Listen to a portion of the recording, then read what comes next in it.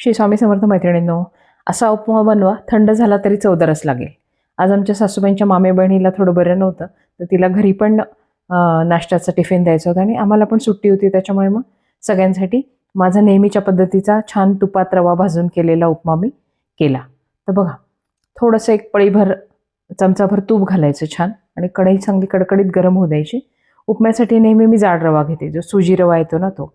तर 2 कपाला थोडासा कमी एवढा रवा घेतला आणि छान असा एकसारखा आधी थोडा हाय फ्लेमवर 1-2 मिनटं आणि नंतर लो फ्लेमवर छान असा गुलाबी रंग होईस्तोपर्यंत भाजला. कांदा, मिरची, कढीपत्ता, कोथिंबीर, उडदाची डाळ, जिरं, मोहरी हे सगळं साहित्य काढून ठेवलं आणि एकसारखा असा रवा भाजून घेतला. एका बाजूला पाणी गरम करायला ठेवलं. तर मी 1 कप रव्यासाठी जवळजवळ 2.5 कप पाणी घेते, तर तेवढं पाणी मी गरम करायला ठेवलं. तर आता रवा भाजून झाला.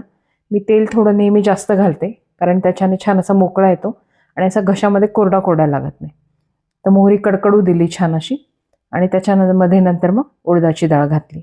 उडदाची डाळ सगळीकडे घालतात, कारण त्याच्यामुळे उपम्याची एक वेगळीच टेस्ट लागते. आणि त्याच्यानंतर मग जिरं, कढीपत्ता, हिरव्या मिरच्या, तिखट होतं त्याच्यामुळे मी त्या मोठ्या मोठ्या कापलेल्या थोड्याशा आणि थोडंसं तिखटच बरा लागतो चवीला. त्याच्यानंतर कांदा सगळं घालून मीठ घातलं त्याच्यामध्ये थोडंसं, जेणेकरून पटकन कांदा परतला जाईल आणि रव्यातही मीठ घालून घेतलं. हे सगळं परतवून झाल्यावर मग त्याच्यामध्ये रवा परतवला परत 1-2 मिनटं, कारण असा तेलात परतवला की तो आणखीन थोडासा हलका होतो छान असा. आणि एकसारखा असा परतवला की मग त्याच्यामध्ये गॅस कमी करायचा आणि मग गरम पाणी टाकायचं, म्हणजे मग पाणी इकडे तिकडे उडत नाही.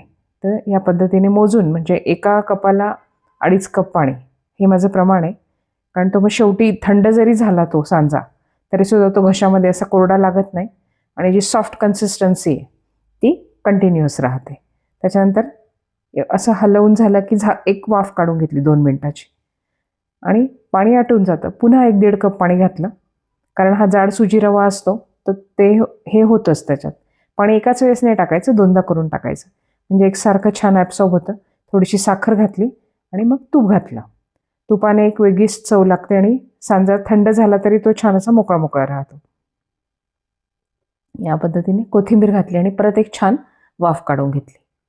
बघा, हा झाला पूर्ण सांजा आणि हा कितीही वेळ पडला तरीसुद्धा गठ्ठा होत नाही, कोरडा होत नाही. तुम्ही डब्यात जरी नेला तरी तो थंड जरी झाला तरीसुद्धा तो खायला खूप सुंदर लागतो.